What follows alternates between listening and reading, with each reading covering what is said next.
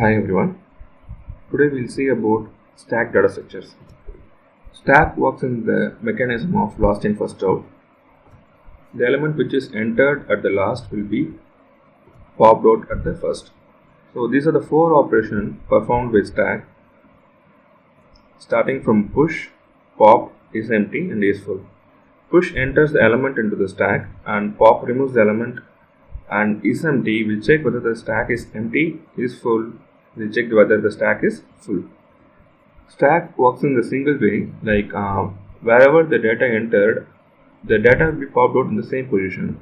So stack has a pointer which is pointing always at the top of the element. So we name the pointer for the stack as a top. First we will check whether the stack is empty. Using the operation is empty, it will check whether the stack is empty. If it is empty, it will start pushing the element till the size of the stack is full.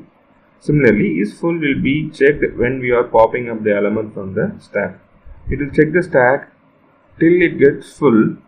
The values will be inserted. If it is full, then we can able to pop the elements from the stack. Stack can be implemented in multiple programming languages, like we can implement in arrays, linked list, pointers, structures. So wherever it is applicable, we can implement this stack. Let's see a basic example here, how we are inserting the value in the stack using the array operation. Let's see this example. As we see, the main two operations of stack is push and pull. Pop. Let's start from the push operation. First it will check whether the stack is full. Using is full operation, we will check whether the stack is full. If the stack is full, it will produce the error and it will exit from the operation. If the stack is not full, it will start inserting the element into the stack using the push operation. Whenever there is a push operation happens, the top pointer will point to the next element once after the insertion of the element happens. Now the pointer pointing to the next element. So using the condition is empty, we are checking the position is empty. If it is empty, then we are pushing an element into the stack. So in the same way, here in this example, they are inserting the element 1 and inserting the element 2 in this position. This is the top pointer. It will always point to the next position. It will be pointing to the top.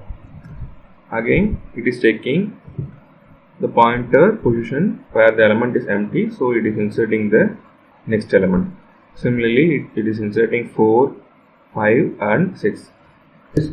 Let's assume the size of the stack is 6. So it has inserted the maximum element and it has checked this using if it is full, like is full operation is success, then the maximum elements are inserted. Next we will see how the elements are removed from the stack. As we see, the pointer will be always pointing at the top of the stack. So the pointer is pointing here to the 6th value, so it is popping up the element from here.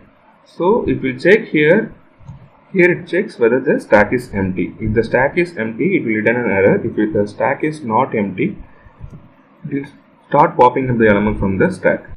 Once the value is popped up, it will decrease the pointer to 1.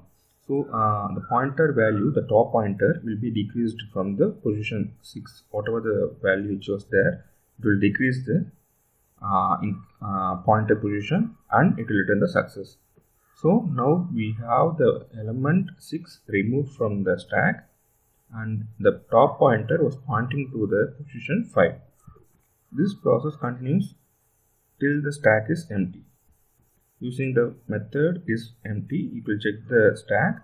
Till the is empty method returns success, it will decrement the pointer and pop up the element from the stack and finally return success. Let's see the procedure written for push algorithm.